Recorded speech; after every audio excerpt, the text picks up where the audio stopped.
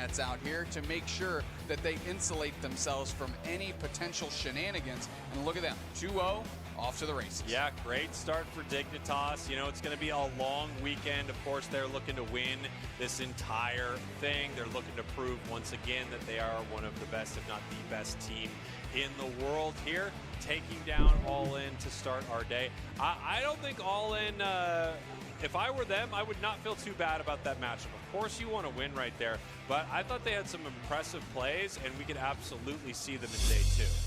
I agree completely. You can kind of see how amicable both of those teams are. Again, these are players that have been around the block for a very long time. And this is that computing crash where the Duraludon and Pikachu got to sandwich everybody on Route Dig into their own Coliseum. And, you know, as I like to say, the Coliseum turned into a mausoleum real quick. Yeah, and there we go. Big time Duraludon Unite move. But you can see with Machamp going down, Dignitas said, that's fine. We're going to take this right now. They know Dodrio was peeling away. They couldn't get back there in time. The Electro Ball doesn't hit. The Pikachu Unite move is too late and gets almost no value. I love when a team takes the win there. Big play from Dignitas. Impressive victory. Yep, very well done. That's what you expect out of them. But you said it multiple times, and I will reiterate too, All In had a great, great game, and I think that's a pretty exciting place to start if I am on that side of the map. Otter, the player of the game. Yeah, and we have 2 Pokemon that Otter couldn't pick up here, Mew and Espeon. Espeon banned out by Dignitas here. And still, we've got another option, Mewtwo. Why 10 knockouts from Otter? I gotta say, I saw Otter, I saw how much they were doing throughout this match. I did not recognize that they got 10 knockouts. No, I think some of them came at the end there, but it just shows how well Mewtwo Y can just harass the other team and has great ability for chase down as well with those long shots that it provides. And Otter is the king of spacing, right? Almost seems to be right on the periphery, right out of danger, but always getting maximum value from their own moves. Taking a look at the damage here on All In, you can see exactly what we talked about here. The Dodrio, 14,000. The Sableye actually more at 16,000. The Machamp at 14,000. They are not looking to take big fights. All of their damage really came when they're getting a single KO, or in these moments where they get one and they can move in, get more and more and more. Well, it wasn't enough to stop Root Dignitas, that is for sure, as we're taking a look at our heat map and stat distribution here. That's where Otter was living, and that's mostly where he does live, in that bottom path. And there might not be a better player in the world than Otter in that attacker spot at the bottom path. Yeah, I mean, of course, doing all the work on the side of Root Dig as all 5 players. I think you can give them all credit for delivering on their responsibilities. But right now, we've got an interview on stage. Take it away. All right, thanks, Soup Snacks. Got an interview. It is, in fact, an interview, of course. I'm here with Root Dignitas' Inder after a very solid start to the tournament, already a big one. Inder, how good does it feel to be back on the NAIC stage? I know you've won here already. A lot of your team has. I think Toon, maybe the only one without a championship at NAIC. Does Toon really want this one? Toon wants all of them, so yes, that's for sure. Okay, got it. So making sure to add this trophy to that case as well. Seeing the metagame has been really exciting, right? Because we've had a little bit of a break from a lot of major competitions here in the West. We haven't seen a lot of new Pokemon releases that are competitively available now. Curious about your team's process for designing your own metagame. Is that all in your own team's practice, in your scrims, you're coming up with your own plans of attack, or is it a lot from watching other teams playing around the world? Yeah, it's definitely a mix of both. What we like to do is we like to make tier lists of our individual players. Like, this is the Inder tier list, this is the Zella tier list, so on and so forth. And then we come and combine those together. We use some references from the Eastern meta, watching our opponents. So it's a bit of a mix of everything, but we're obviously trying to innovate and stay ahead of the meta as well. Okay, a lot of support to the top of the Inder tier list, I'm sure. That makes a lot of sense. Well, it's been very cool to see you already play on stage, but it's really, really cool. How much fun has it been to kind of see Dignitas and working with the Pokemon organization here at the event? No, it's been a great experience. Shout out to Root, one of our big sponsors with Dignitas. And having a booth, being able to spread the love that is Pokemon Unite esports is always a great joy. And Dignitas has been the forefront of that from the beginning of the season. Shout out to them. Awesome. Well, you're an awesome team that is so fun to watch here live on stage. I know a lot of people are really excited to be watching you at home. So we'll see you later today. Good luck in the rest of the competition, Inder. And yeah, have a really fun NAIC. All right, back to the booth.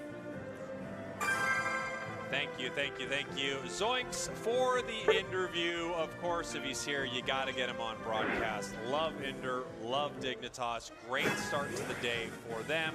They are already, I'm sure, eyeing day 2 and probably Championship Sunday. I mean, they're looking for those trophies, of course. That's all Zugrug can think about. And Toon, looking for that first championship win at NAIC. Crazy volumes of shade out of Zoinks right there. And is Toon the only one who loses? And everybody wins here, but Toon, right? No, of course. With a team that's already qualified for Worlds like Root Dig, there is no other place to finish besides first. Get the trophies, get the money, and consider this season well wrapped and be able to prepare for the World Championships. Root Dig off to a great start, but All In definitely a team I want to keep a finger on the pulse with, because I'm really impressed on how those 2 games went, and I think they're objectively closer than maybe the final score lines read. Yeah, I totally agree. We have got more competition coming up. Do not go anywhere. We are going to take a short break, and when we're back, more Pokemon Unite here in our group stage at NAIC, the final stretch, baby. Nice. We'll be right back.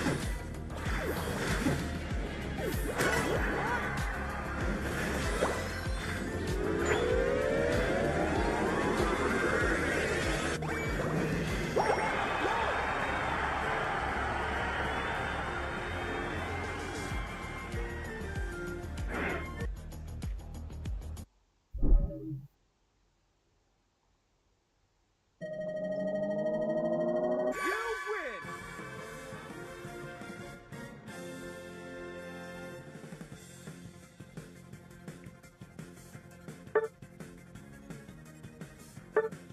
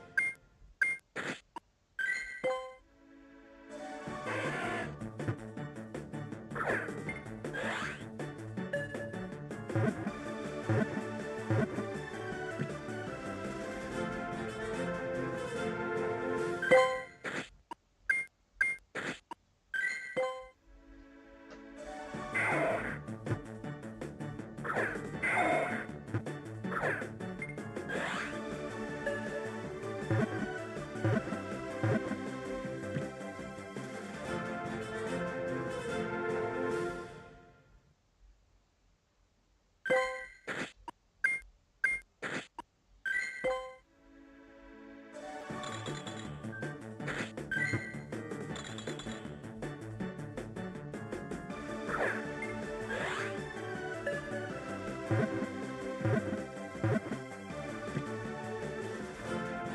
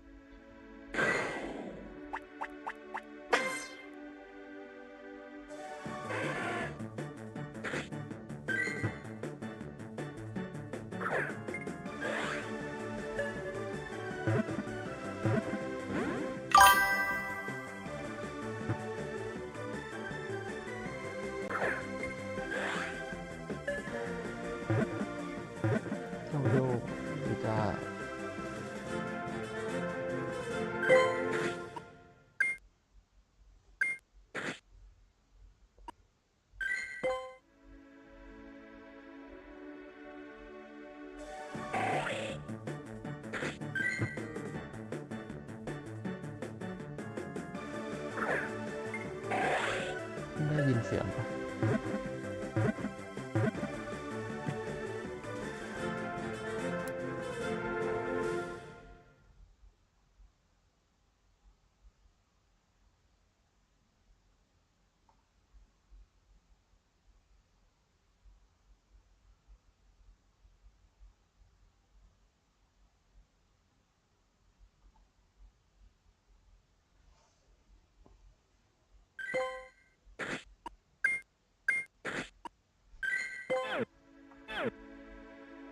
ได้ยินเสียงปลาต้นตัน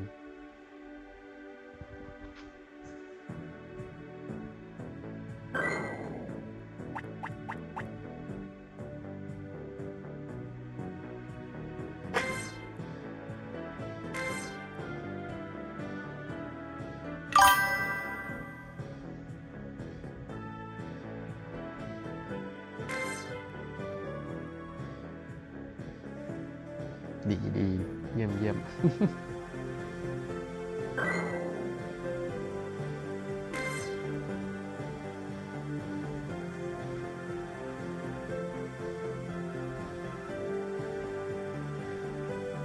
อ๋อ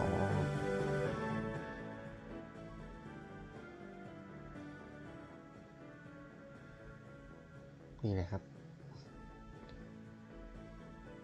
ไม่มีไมค์ไม่มีไมค์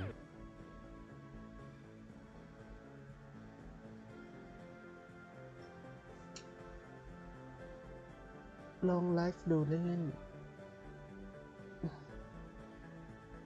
นี่เดี๋ยวก็ลองไลฟ์เฉยๆเดี๋ยวจะไปแล้วเนี่ยง่วง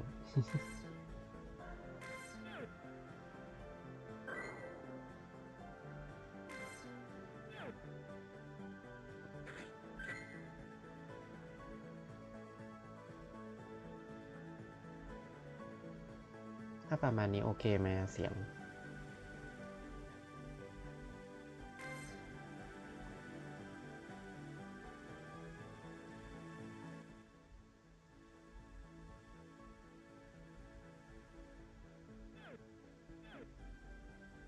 ฮัลโหล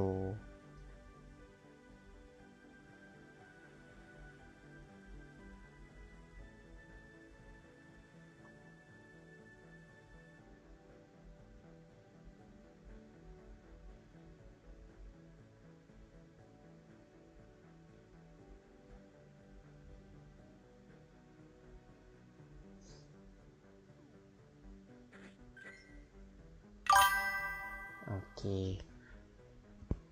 เต็มที่น่าจะได้ประมาณนี้แหละยังไม่มีไมค์เป็นจริงเป็นจังไมค์จากหูฟังอันเนี้ย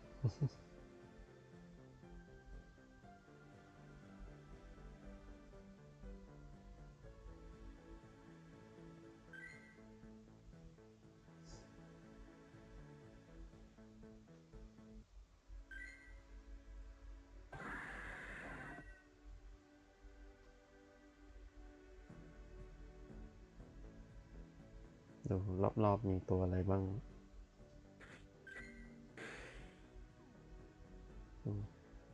มีมักแม็กกับอีกตัวครั้งนี้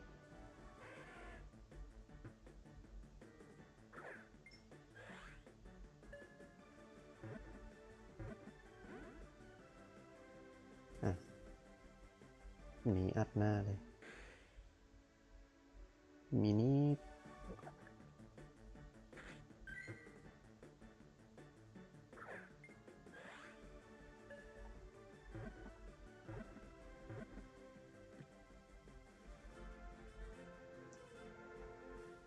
เฟซมันล่มกี่นาทีอะต้นตัน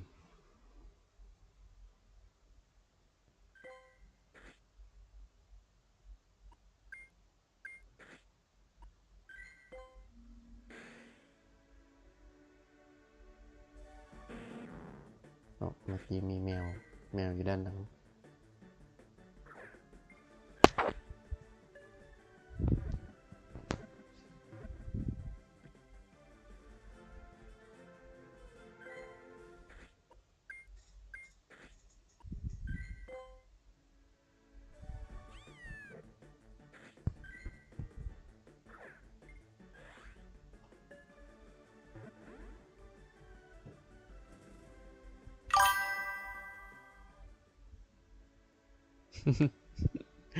โอเค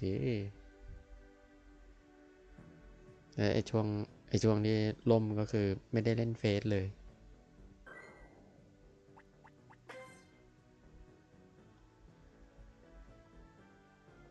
แล้วหวนซูนหวนคืนสู่วานอนนะ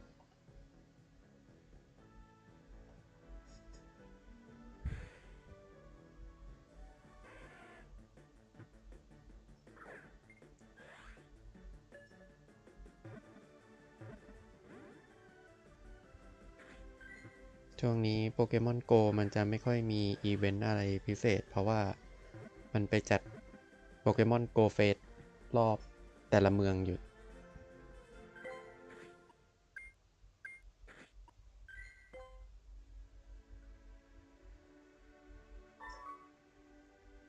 สำหรับตอนนี้ก็จะเป็นอีเวนต์ในโกพาร์ทนะชื่อเส้นทางแสวงหาชัยชนะของแคนเดล่าแคนเดล่านี่ก็คือหัวหน้าทีมของทีมเวเลอร์นะหัวหน้าทีมสีแดง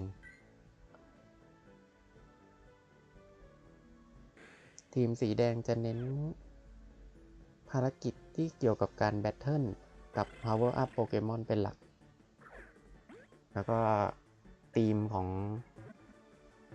ทีมเวเลอร์ก็จะเป็นโปเกมอนประเภทไฟเป็นหลักนะ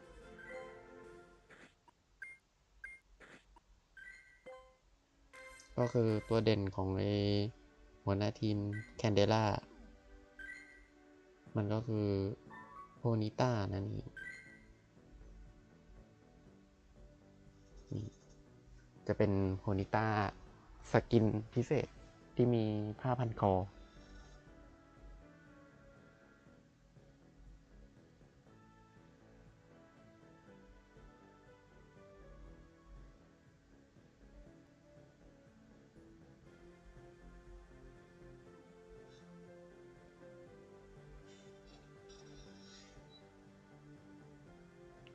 ใช้มือถือเครื่องนี้แล้ว GPS มันเดินของมันเองไม่ต้องออกไปเดินข้างนอกคุ้มอยู่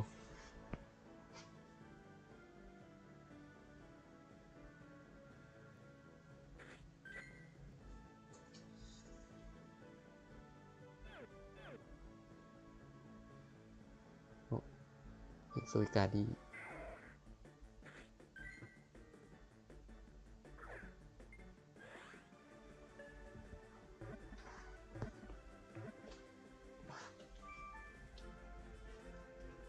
แล้วก็ตอนนี้กำลังเก็บเควส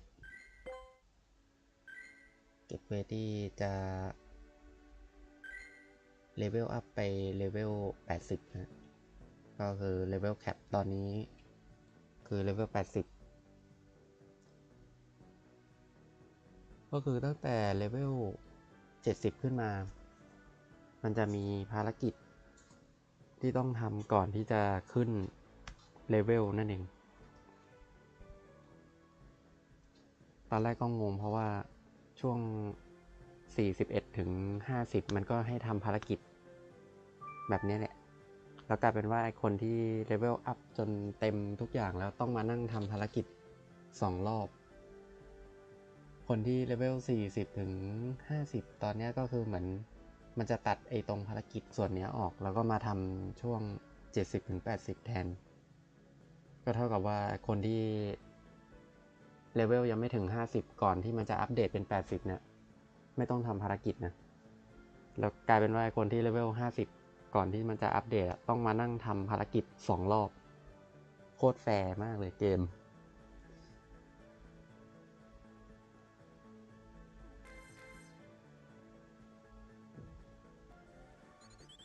อย่าผมว่า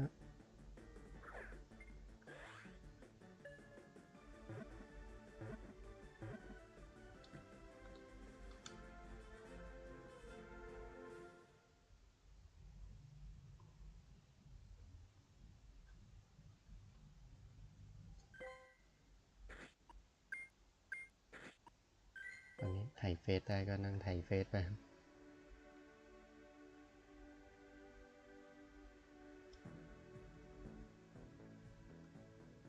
แล้วนี่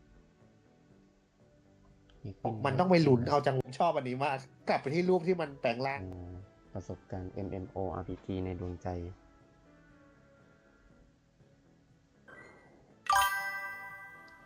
โชค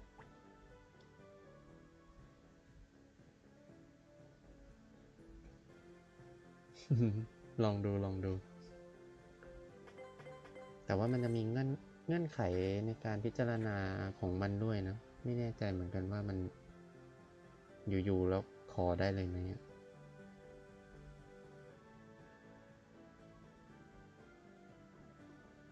ไม่รู้ว่ามันยังล็อกเลเวล 40 อัพอยู่หรือเปล่า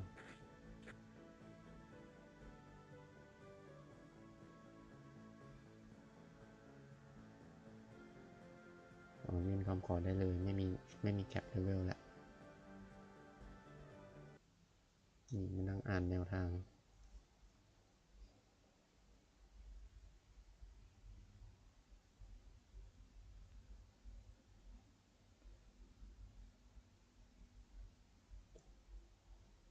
เหมือนในกลุ่มโปเกมอนโกเขาบอกว่าเวลาขอโปเกสต็อปอะมันต้องมีคนไปกดรีวิว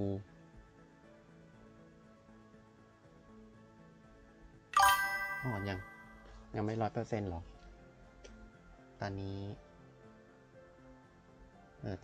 เฟซของพี่ก็ใช้ได้ปกติแล้วนะ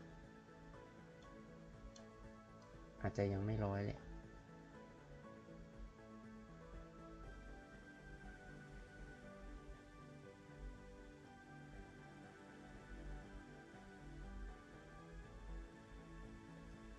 เดี๋ยวโปเกมอนแชมเปี้ยนมีทวิตดรอปด้วย เดี๋ยวเปิดดูค้างไว้ด้วย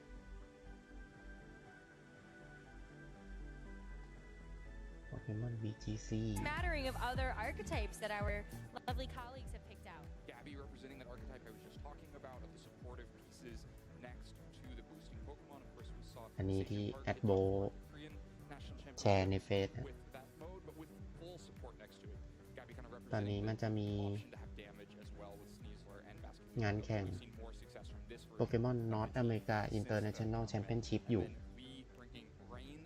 ก็จะเป็นการแข่งที่มีการถ่ายทอดสดบนทวิชทีวีนะแอปม่วง จะมีถ่ายทอดสดในช่องโปเกมอนหลักนะแล้วก็มีโปเกมอนโกแล้วก็มีโปเกมอนยูไนท์ด้วย แล้วก็ใน3ช่องนี้มันก็จะมีฟังก์ชันที่เรียกว่า Twitch Drop นะ ก็คือล็อกอินเพื่อเข้ารับชมไลฟ์ในแต่ละเกมนะ มันก็จะมีของรางวัลเป็นโค้ดให้ แต่เงื่อนไขก็คือเราต้องดูตามเงื่อนไขของแต่ละช่อง เพื่อที่จะปลดล็อกโค้ดนะ อันนี้ทำอันนี้ไปแล้วใส่โค้ดของโปเกมอนโกไปแล้ว มันจะมีโค้ดแจกไอเทม TM ชาร์จกับ TM เร็วแล้วก็ตัวพรีเมียมนะ แล้วก็จะเป็นโค้ดงานวิจัยแบบจำกัดเวลาของตัว EUIC แชมเปี้ยน ก็อันนี้จะแจกอะไรนะอาซึมาโอในตัวปลาทองของเจน 1 แล้วนะ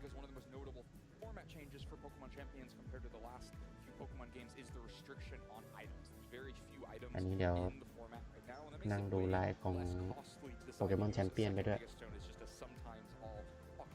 แล้วเดี๋ยวมันจะมีทวิตดรอปแจกโค้ดคาแม็กนะฮะ จะเป็นคาแม็กในเชอร์ลิสบอลไอบอลแดงที่แจกตามอีเวนต์นะ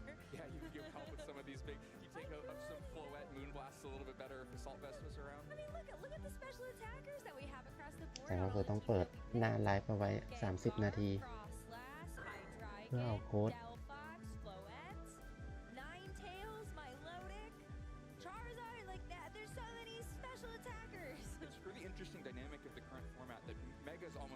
exclusively are special attackers. The top 3, Floette, Charizard, and Frostlass. And the non-megas are almost exclusively physical attackers. King Gambit, Garchomp, Sneasler, and Basket Legion. And so both offensive types are represented, but you are getting one from the mega and one from those non-mega Pokemon. Well, I think for some of it, it's like the new Mega Evolutions, for example. If you're excited to play with the new shiny Pokemon, a lot of the new ones, they do get a pretty powerful boost to their special attack.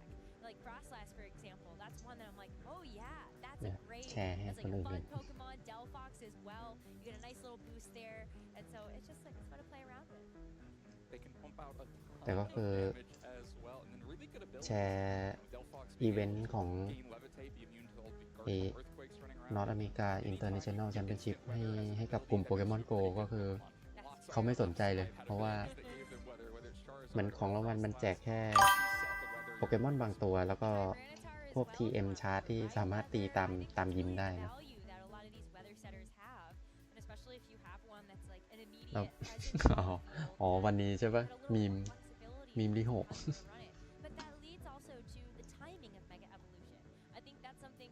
แต่ตัวเมกยังไม่ได้ดูเลยวันเนี้ย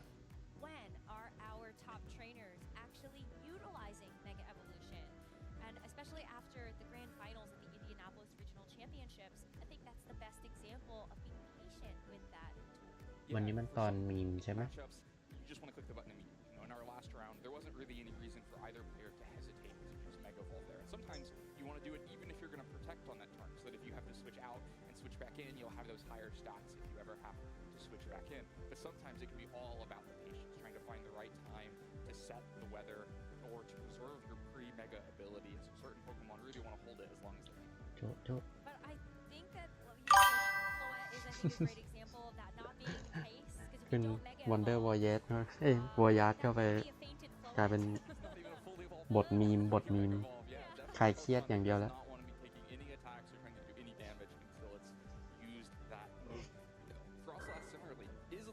แต่ตอนหน้าเป็นไอ้นี้ใช่ปะโปเกมอนยูไนท์ Ready Go Unite Battle เนี่ยเดี๋ยวจะรอดูว่าไอโปเกมอนของฝ่ายที่อยู่ที่เกาะเอออสเนี่ยมันจะใช้ตัวอะไรบ้างเพราะว่ามันอาจจะเป็นการสปอยโปเกมอนที่จะเข้าอยู่ในอนาคตอีกทีหนึ่ง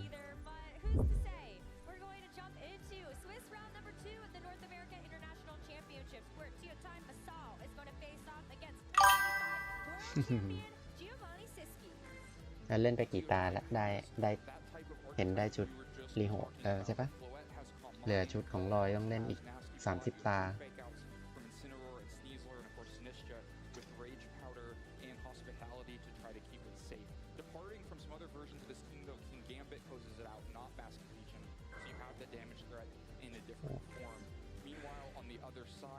เนี่ยครับผมว่า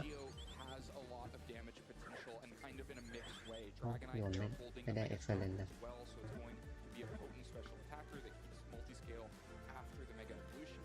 Frostlass can also provide defense with Aurora Veil once it Mega Evolves, gets the snow running, and has snow set up.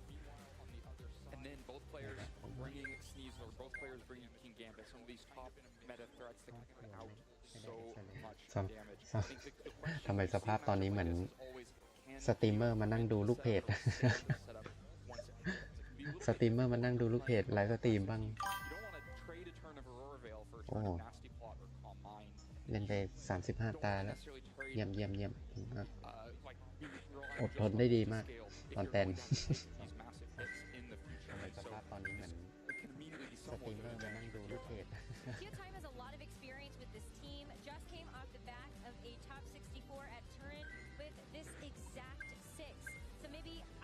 โลมูไม่ได้100สักที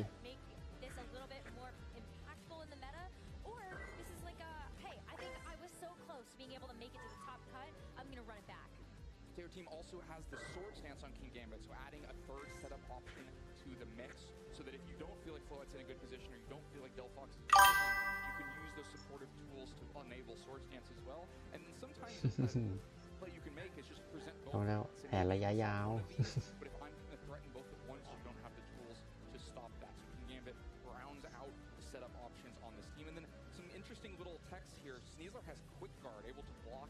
แต่เห็นบอกว่าติ่ง XY ของพวกอเมริกาก็เยอะเหมือนกันใช่ไหม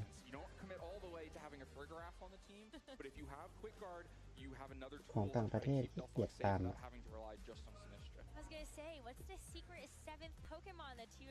่เดี๋ยว เมื่อกี้ถามต้นตาลว่าเล่นไปกี่ตาแล้วเดี๋ยวขอไปเช็คดูบ้างว่าเล่นไปกี่ตาแล้วเหมือนกัน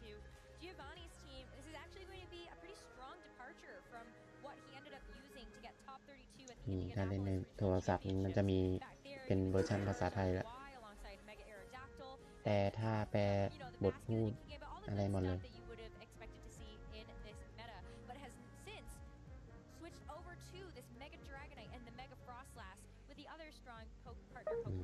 ปิกาจุดแคปนะ Not many with surprising sets. King Gambit again has Sword Stance, so we talked earlier about all the different move options on King Gambit, but has no ภาษาเพี้ยน the low kick or the Iron Head. Instead has Protect and Sword Stance. Sneasler kind of ภาษาไทยนี่มีบักเยอะมากนี่เมื่อกี้ทวิตมีทวิตดอกของยูไนด้วยนี่จะได้เหรียญสนับสนุนค่าเมกระดับแพลตินัมนะเหรียญแพลตินัมของโปเกมอนยูไนท์มันจะได้มาจากพวกอีเวนต์พิเศษนะนี่มันสามารถดรอปจากการสุ่มได้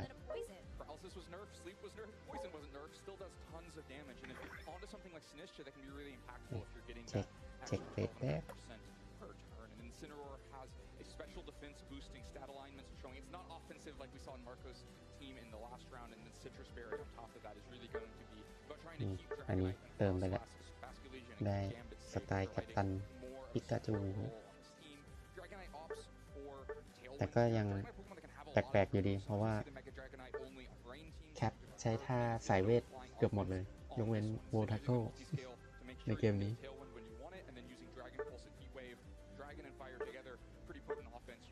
นี่ก็คือปิกาจูได้บัฟในซีซั่นนี้แต่ว่าถ้า100,000 โวลต์กับท่าฟ้าผ่าดูเบาลงไปเยอะเลยมาบัฟท่าอิเล็กทริกบอลกับโวลทัคโค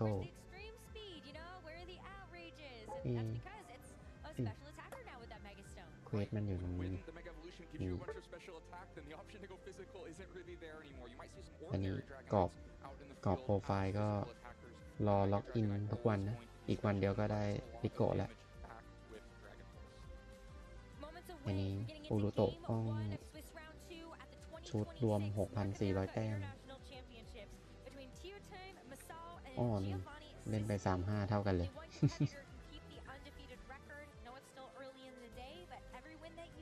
อย่างเงี้ยดูดีหน่อย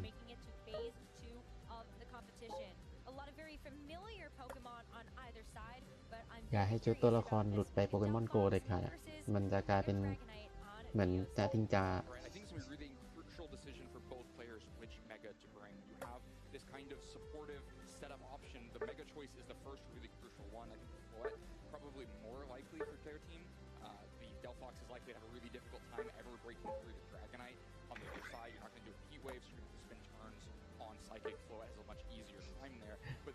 โปรไฟล์ลกมากเลยตอนนี้เน้นตัวที่ชอบอย่างเดียว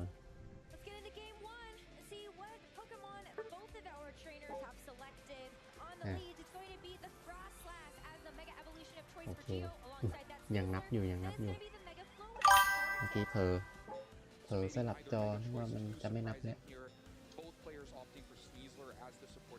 ถ้าชุดไปโกต้องกินยาเมโร จริงแต่ยังดีนะที่ชุดของพวกตัวละครมันได้จากรางวัลแรงที่ต้องไต่ไปสูงก่อนไม่งั้นชุดตัวละครเกลื่อนแน่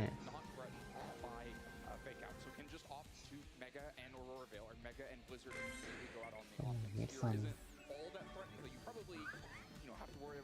ล้วเควสของ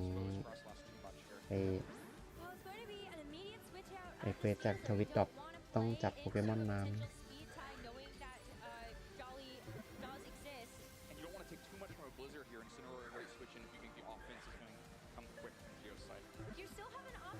มาดูมีตาในงานแข่ง VTC ของพวกอเมริกาเหนือ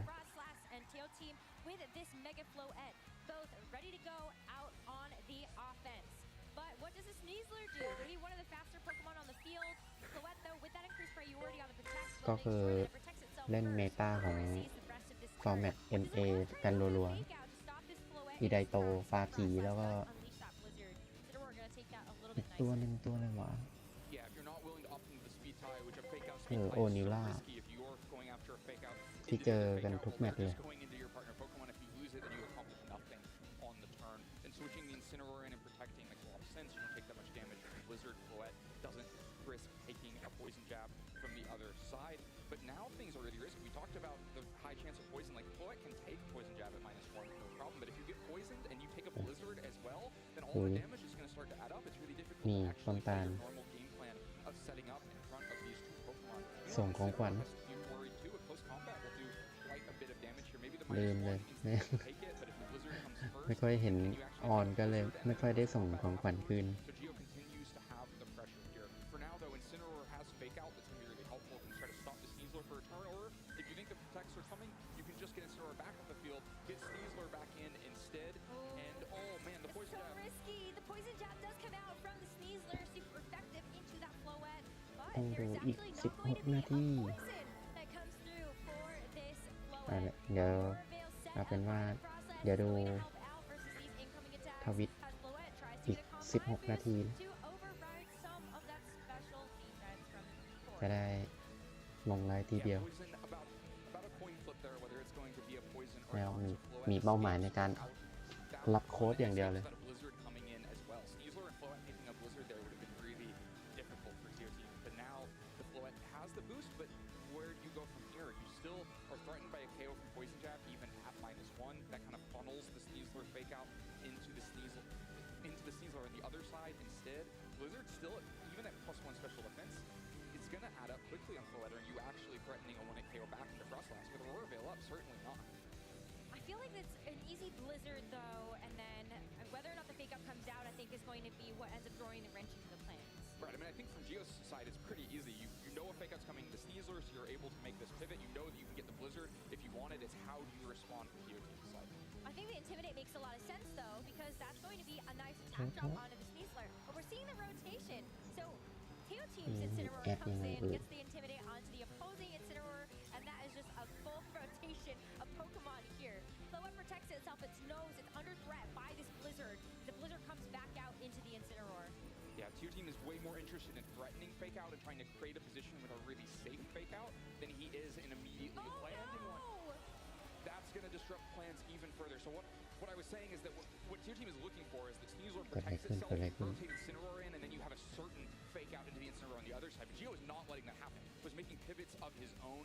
So Incineroar comes in instead, threatening now fake out on the other side. And then to add more difficulty on top of that, Teo Team gets ยูกิเมะโนโกะ freeze on his own ใช้ Incineroar. บิสซาร์ดแล้วกาโอกาเอ็น Guaranteed to fake out. อีกฝั่ง But he can Flare ติด Blitz แช่แข็ง out of the freeze, so that is going to be at least a nice attack into the Frostlass, right? It's difficult. If you spend a turn just flare blitzing with Incineroar, Floette starts to look like it is on an island all by itself, already at such low health. Would of course go down to an attack. Incineroar has to be worried about a couple Blizzards being a KO. There's a Roarveil on the other side. You have the speed advantage for the Frostlass on the other side. It's going to be a double protect because the threat นี่ is so มัน big. แอดซอส Blizzard มัน comes อืด out, it's just going to barely miss the knockout onto the Floette, so maybe you're kicking yourself, hoping that you would have been able to get an attack off with this Floette before it goes down. But Incineroar is able to use the Flare Blitz to thaw itself out and deal some major damage to the Frostlass on the other side. But this Incineroar for Geo still gets a chance to move, and it's going to be a Flare Blitz in return to get the final blow onto that Floette. The freeze forces Incineroar to play selfishly for one turn, and one turn of selfishness is all it takes for Floette to go down. Stuck by itself, the Flare Blitz and the Blizzard is more than enough damage, and that is not what you need to accomplish with your Mega with this type of archetype. If you're going to put all this investment into supporting around it, you really want a lot more than Floette was able to accomplish there. Ends up getting the Calm Mind, protecting, trying a double protect, not getting it, and just getting KO, having no impact on this game. ตอนนี้เหลืออีก 13 นาที It doesn't necessarily have it closed out yet. Incineroar and Sneasler can still put out a lot of damage. Sneasler comes in unintimidated, is threatening a close combat into Incineroar on the other side. We just saw the damage from Incineroar into Frostlass on the other side, would be able to close out a KO now.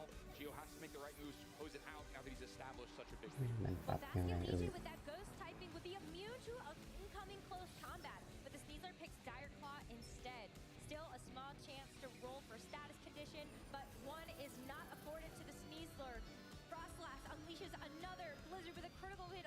Sneasler. It feels like it's just adding insult to injury at this point, but just how far ahead Geo is. The throw chop isn't even going to pick up the KO onto the Frostlass.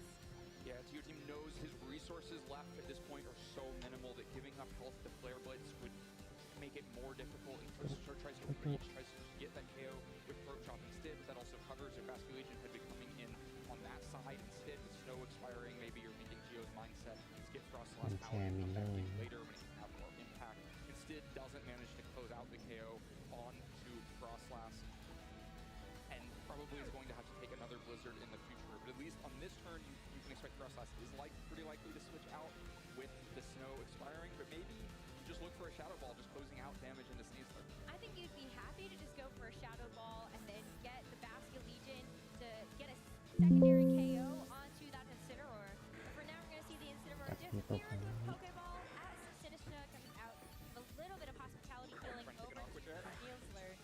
Sneasler is actually going to use Dire Claw first. That's beating the Frostlass and going to get the knockout. Geo opts not to try to preserve that Frostlass, just lets it take a hit because he knows if it takes a hit, that means that Basque Legion is going to get to swing for free, but not into the Incineroar. So a pretty strong turn for Tio Team there to respond and get a little bit back in this game. That's still only one KO that Tio Team has been able to get out of Giovanni. You still have 3 more Pokemon in the back to play around with, and this is a free Intimidate now onto the opposing Sneasler. Right, Incineroar is able to come back in if it wants to here and get an Intimidate down. I think the Hospitality may have taken Sneasler out of Aqua Jet KO range, which means that Sneasler may continue to get attacks off in the future.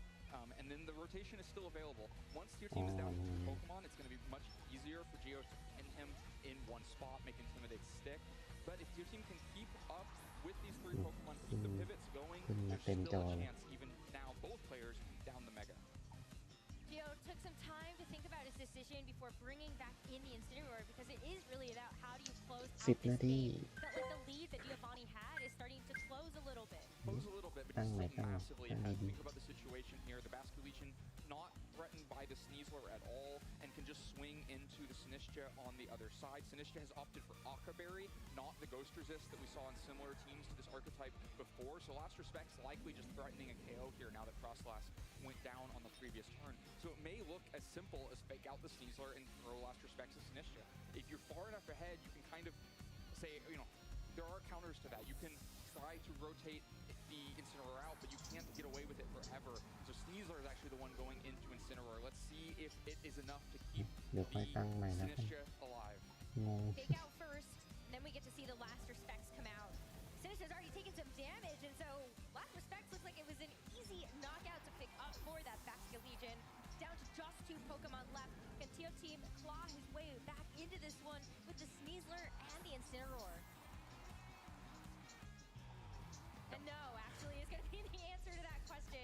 Tio Team throws in the towel, and Giovanni wins game 1. Once he was down to 2 Pokemon, just too much of an uphill battle. Geo did such a great job of withstanding the early threats from Tio Team. And constantly in those first few turns was trying to establish the right position for his own fake out. I think first 4 turns in a row we saw him switch that right slot between the 2 fake out Pokemon, just trying to find an opportunity. Eventually, the Incineroar got frozen, switching into a Blizzard. That forced his hand to use the Flare Blitz, get the Frost. But in the meantime, the float went down, and it was such an uphill battle from there. He got a few turns right, but Geo was able to play pretty conservatively and just close out the game. It's just so hard, right? Because it's like sometimes you wait for the perfect opportunity, but then what if that window was actually a couple of turns ago? Maybe you would have enjoyed throwing out an attack. Maybe that makes the matchup a little bit easier, but it's so hard to make that call when you have all these different facets to think about. What other Pokemon could be in the back? Geo took quite a while to actually reveal that. Right. If you don't know what you're going to have to deal with at the end, you don't know what resources to preserve.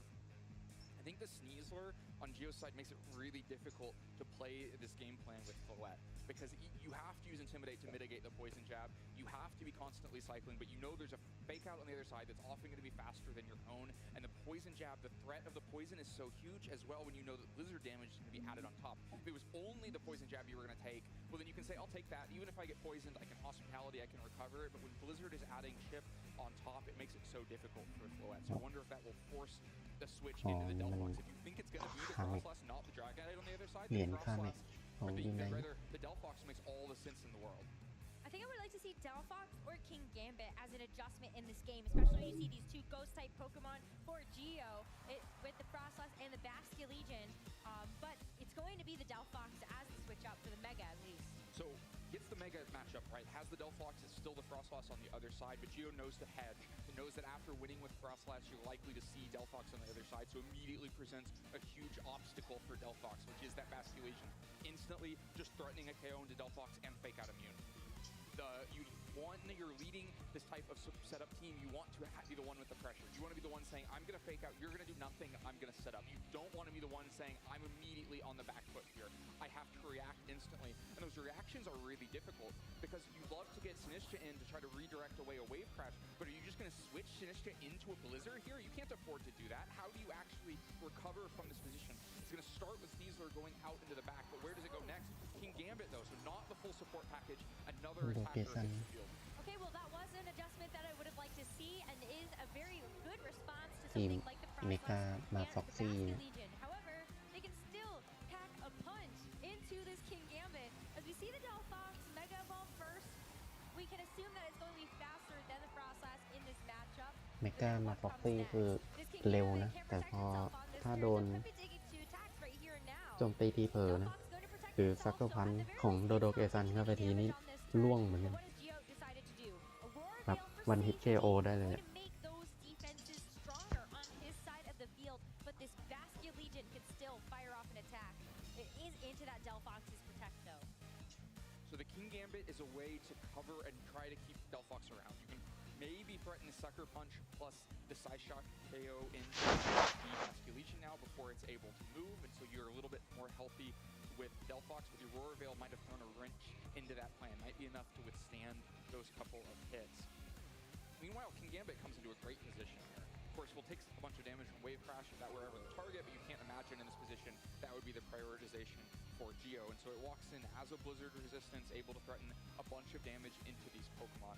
But it does mean that Delphox is now on the field with no redirection support, no fake out support. It's going to have to fight on its own a little bit here. Only the threat of Sucker Punch to try to keep Delphox healthy. I also wonder what players are thinking about the damage trade. If Delphox were to get traded for Frostlass, would either player be more unhappy with that? It looks like Tier Team is the one more worried about it, going to get the Delphox out into the back. Yeah, I mean, because Shadow Ball is also going to do a pretty good number to this Delphox, so it ends up going into that Sneasler instead as Wave Crash splits the difference and splits the damage as King Gambit is going to be on the receiving end of that one. King Gambit gets away with a Sword Dance though, so these Sucker Punches might be just one-hit knockouts into either of these Pokemon. Geo recognizing the threat of King Gambit, recognizes that you can't entirely focus on the Delphox because then maybe the King Gambit just runs away with this game. And immediately King Gambit much less of a threat once it has taken one big hit like that. It's a little bit easier to get rid of it, but Frostlass isn't going to be able to do that job. And Basculegion, even with the Royal Veil now, with a little bit of shift from Crash off in KO range from Black Glasses +2 Sucker Punch. This, the Colton with that, and for now the Sinistcha going to try to keep King Gambit healthy so that if you miss that KO, you don't immediately go down to the Wave Crash. Now it is really all about protecting this King Gambit. A one-hit knockout rewarded to this Pokemon onto the Frostlass. But can it hang on through another attack from this Basculegion? Because that was not the target this time. And now the field ensures that King Gambit gets another shot at a KO next turn. I think that's a really strong turn for Terra teammate. You accomplish two things at once. You get the Frostlass KO'd as you get Sinistcha on the field to provide redirection support for this King Gambit. Sinistcha can't provide that redirection support safely when there's Blizzard threat on the other side. But by eliminating Frostlass at the exact same time that you get the Sinistcha on the field, now you have all the redirection time in the world. Of course, the Last Respects will still pick up that KO, but if you opt for Last Respects, you only get one opportunity further to attack with Basculegion, whether that's taking a Sucker Punch into the Colder Berry or just taking a counter view that might KO despite the Colder Berry afterwards, and probably into the trade. But you do have Sneasler to offer fake out for at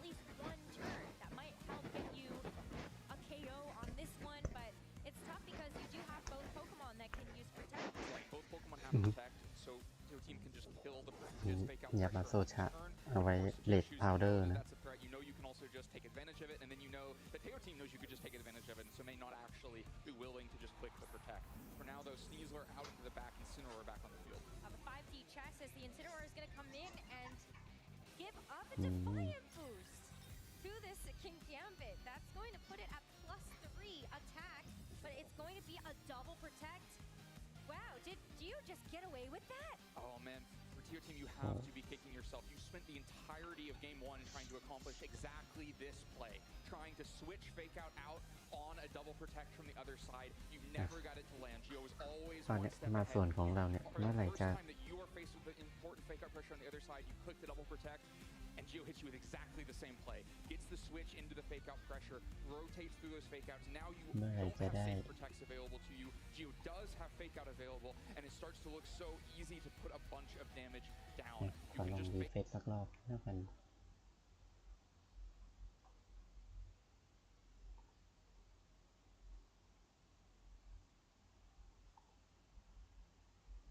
1 นาที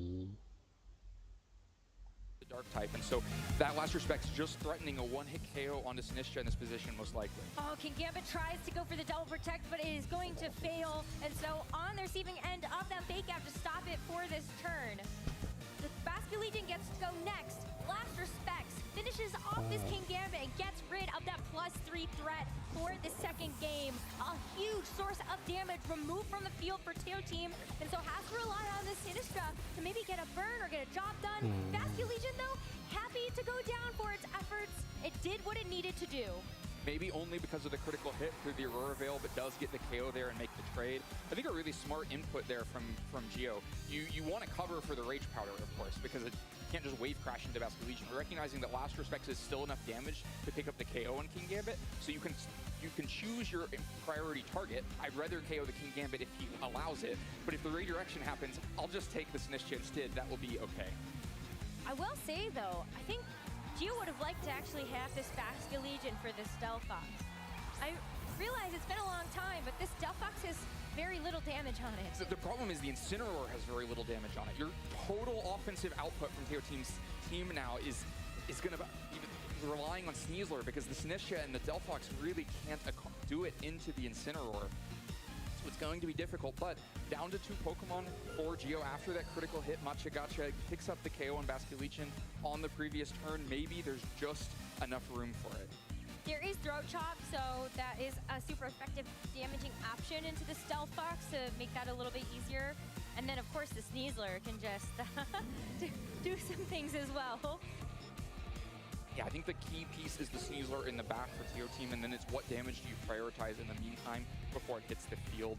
You're imagining a future close combat into the Incineroar on that side, but you have to get there first. Double protect just to ensure that you are going to be able to get through both of these Pokemon with the fake outs, but you still have to worry about the damage that's going to be coming in on the next turn. Gio, very comfortable to try to throw out a Throat Chop and a fake out into that Delphox.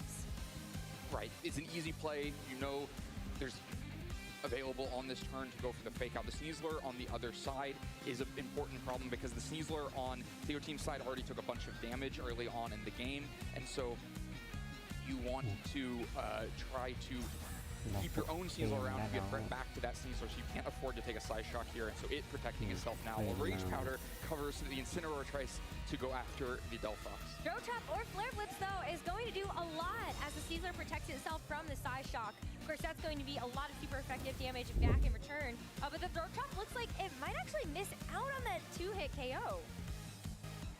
Right, the Flare Blitz could be the extra damage to pick that up, but you take a bunch of recoil in the meantime, but then at least you're not worrying about the damage roll of whether Throat Chop is enough damage or not. And then, of course, you'd rather be after the Delphox instead, and so going after the Throat Chop is the only way to pressure in.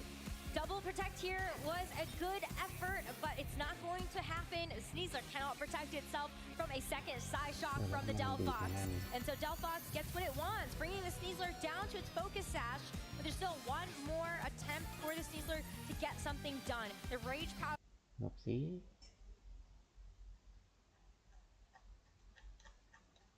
เลื่อนลงมา เกมอนแชมเปี้ยน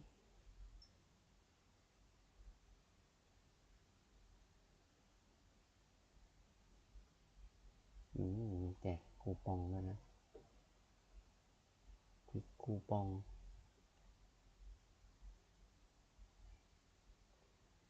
เอาเราดีดก่อนแล้วทำไมมันดีดมาได้นี้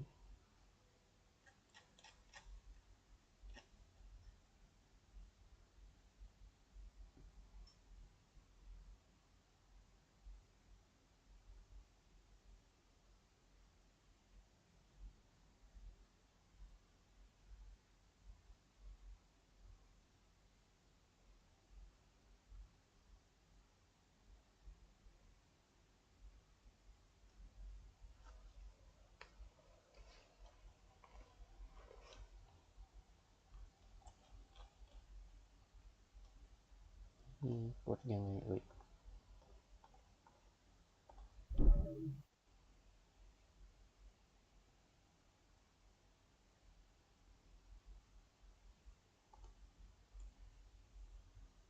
Knows he's got a big lead in this game. All you have to do is make sure the Sneasler goes down. You can't afford a free turn where it doesn't protect and you didn't actually pick up the KO on it, so you just keep targeting there. Now, the Sneasler on the other side has to worry about fake out pressure on this turn, is certainly going to have to get a double protect to get through the other side of this. Then probably still needs to somehow like win a speed tie, KO the Sneasler on the other side. The uphill battle for Gio is so difficult at this point. And before you even get there, if you try to protect against a possible fake out on this turn, it could just be a game-winning close combat into Incineroar instead, and so the risk starts immediately. Gio has to know this game is almost certainly lost. There's a thin thread of hope, but it can die at any moment with a wrong input on this turn. I feel like you don't even need the fake out to try to secure the victory here. A close combat into the Incineroar would feel amazing, and I wonder even if the third trap would actually pick off the Delphox. So we're going to see the towel thrown in. No reveal of any of those damaging interactions as Teal Team wins the second game and brings us to a game 3. Managed to not get the setup, get his game plan disrupted, but get the right damage trade at the right time. The King Gambit drew enough attention from the Basket Legion on the other side that the Sinistcha got one free turn to swing. Now, really crucial for it that was a critical hit swing into the Basket Legion on the other side while Aurora Veil was up. I think this plays out very differently if Basket Legion manages to hang on in that position. But it didn't. It got critical hit. It went down, and then Teal Team just strangled out all of the remaining opportunities for Giovanni. Played it very, very carefully here. Yeah, I feel like I definitely in the moment didn't do enough justice to that critical hit that came through. Thinking there's always that chance of burning the Basket Legion as well, so I wonder just how much time that Basket Legion would have had left if it even survived through that Matcha Gotcha. And it always does a lot more damage than I think it's going to every time that I feel like I'm on the receiving end of it. But we've got a decisive Game 3 to see which competitor will have an undefeated 2-0 record after this one. Well, we're reset again. Both players in team preview. Both players looking at 2 mega options once again. So far, Gio has stuck to Frostlass throughout this, but the team made the adjustment in that last game. Went from the Floette to the Delphox, and it paid off in game 2. But from Gio's side, do you think, well, if it's going to be Delphox, I can just go Dragonite. Dragonite looks so clean against the 4 Pokemon that Gio team brought in that last game. You even have Heat Wave to cover for the King Gambit, even if it has redirection next to it. I can just Heat Wave and take that KO. There's no Akaberry on that King Gambit, so will Gio make the adjustment? Will Tier Team be preemptive for that adjustment and go back to Floette? This is really going to be the crucial thing. It is Dragonite. Okay, so then is there a Floette on the other side? There is! A Floette and Sneasler to catch that Dragonite adjustment. One step ahead. Floette hits the field, loves to see Dragonite on the other side, but hates to see that Sneasler on the other side. There's a question of even if you get the Mega Guess right, you see the Dragonite on the other side, is fighting against the Sneasler still such an uphill battle that Floette isn't able to capitalize on that? Before you can ever land a hit into Dragonite, you're going to have to let Sneasler on the other side act in some way, unless you try to disrupt it just with your own Sneasler. It can win a speed tie there, and then one hit into Dragonite's not going to be enough. the multi-scale will at least keep it safe for a turn. This means that Sneasler has its work cut out for it. Are you trying to just fake out and break that multi-scale, or trying to Dire Claw to break that multi-scale so that Floette can get that damage? But for now, Dry Knight just running out into the back. Geo trying to catch a double protect once again, get his own fake out on the field. Incineroar would be able to pressure that on the next turn, but first we're going to see the Mega Evolution from the Floette, get that Fairy Ware activated, so those Fairy type attacks are going to be even more powerful. But what happens next? Is there a fake out from either of these Sneaslers? Geos moves first, gets the fake out into the opposing Floette, as Sneasler goes for Close Combat into the option on the other side. Sneasler doesn't take too much from that, but you do end up actually dropping your defenses here. Dropping the defenses, but I'm not sure you're that worried about it. You break the Focus Ash on the other side.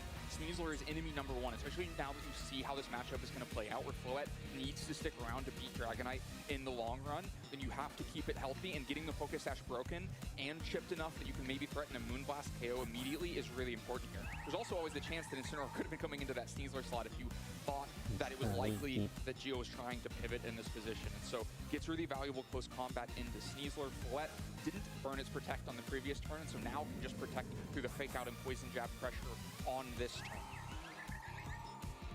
I wonder if we're going to actually get even more speed interactions revealed though, because have we actually seen how these Sneaslers match up against each other? We don't have the knowledge yet because there was only a fake out at increased priority from Geo Sneasler, and then we saw a close combat at neutral priority from Geo Team.